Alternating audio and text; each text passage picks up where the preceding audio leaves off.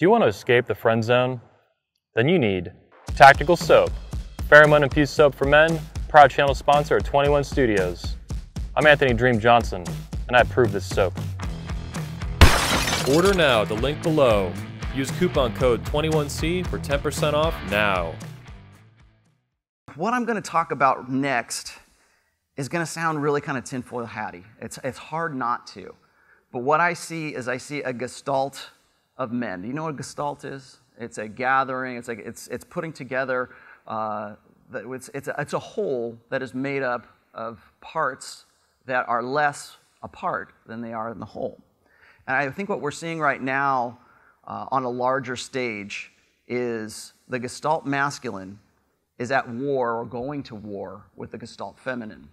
And I think that one of the best illustrations that I can really relate to here was the election of 2016.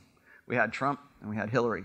We had a very super hyper masculine alpha male, almost a parody of what our ideological enemies would call a masculine guy. He's a abuser. If you were to go now and if you were to run now and we had the Me Too movement already established, he might not have been able to run for the presidency. But then we've got Hillary on the other side, who represents the gestalt female. All right, she is hyper gynocentric. She is the epitome of what that collective mindset, that collective, what I call the fempowerment movement. She is the epitome of that gestalt feminine.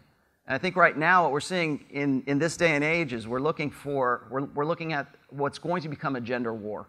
And I don't think it's going to be a gender war where we're going to actually come to blows. Maybe it will. I mean, we talked to Mr. Swift yesterday. I mean, be ready for the zombie apocalypse. Well, I don't think that's going to happen, but between men and women anyways.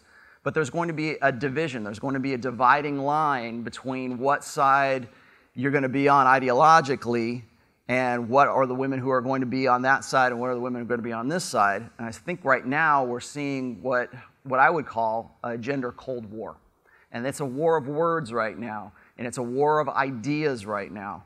And when we look at how instrumental something like the Me Too movement is and how useful that is and how it's become weaponized, what you're looking at is an attack from the gestalt female on the male. What do they say? Everything is about sex except for sex. Sex is about power, right? And so when we're looking at the power struggle between men and women right now, it doesn't matter what country you're in. It doesn't matter what your religion is. The sisterhood uber alles transcends all of that. And people don't like it when I talk about the sisterhood in those terms. But you have to look at that and you have to see that going on. You used to see what's going on in your social circles, but from the micro to the macro. So if you're looking at, maybe it's your relationship with your wife. Maybe it's a relationship like we had a guy talking about with his kids. Maybe it is your church. Maybe it's your job. Maybe it's a political statement.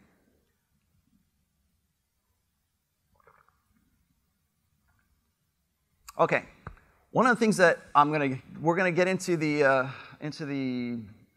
workshop part here in just a moment. Not quite yet, but what I wanted to run down as far as the situation of the Manosphere today is